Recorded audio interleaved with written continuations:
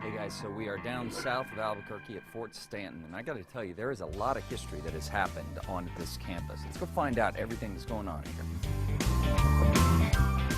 All right, so Fort Stanton, this is huge, and it looks so different. Just looking at here, it doesn't look like we're in New Mexico. Right. So tell us a bit of history about this. First of all, when was Fort Stanton established? Fort Stanton was established in 1855, right along the banks of the Rio Bonito that you see right over there. If you look at some of the buildings, you'll find that they're rock construction. Those buildings were actually here in 1855. Wow. But we have so many eras represented in the buildings. If you look out across the parade ground like this here, you'll notice there's rock buildings, there's adobe buildings, there's frame buildings, there's concrete buildings. Each one is an era within the fort. That's why we see so much different types of architecture, is it was just repurposed and built up. Absolutely. Many additions. I mean, the way we see these buildings here right now is not the way they were originally built. But as, say, the tuberculosis hospital that took over in 1899, they put a lot of money into rebuilding a lot of these buildings and repurposing them. And then further on down the line, we got new buildings throughout. Some of the old ones were demolished, some were built as new. So you get lots of different architecture here. Gotcha. So when we come out here and we're talking in terms of the historic value of Fort Stanton, why is it important for us, first of all, to honor it and also to preserve it for not just New Mexico history, but U.S. history? Fort Stanton is one of the best preserved forts there is, especially here in New Mexico.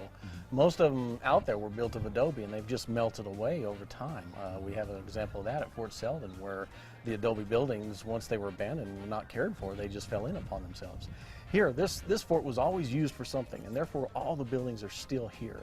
And it's important to show that this history is so long, that so many entities use this, that it's still important to New Mexico and the country as a whole. So these walls, what you were saying, if we do a pan, here looking at all these walls, we get the complete history of Fort Stanton. The complete history, all 160 years right here. All right, so break it down for us quickly, how that is, all right, how that happens. Right here we have the original exterior wall of this building being the officers' quarters, 13. Okay.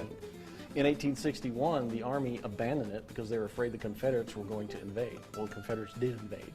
But before the Federal Army abandoned it, they burned the place to the ground. And it was noted that there was hardly a usable building. And this right here is an example of that destruction. This rock wall is gone. They just destroyed it. In 1866, they rebuilt the fort. They used adobe to do that, which is really kind of strange. So then after that, in future, or at that time, future expansion, they put this wall and made a kitchen on the back side of the officers' quarters. Wow. And here we have an old doorway that originally was done in 1887, that somewhere after that, they walled back up.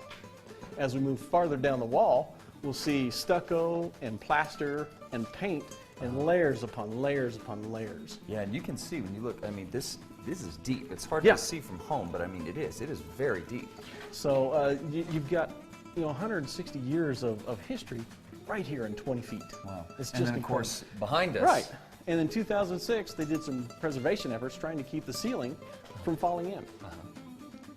That's great. Yeah, there's so much history encased in one tiny little room. Yeah. And I just can't wait to show this off to my visiting public. So for more information on Fort Stanton and the New Mexico Culture Pass, head over to Casa.com, click on the Style tab, and you know what? Come on out to the sites themselves and explore history where it happened.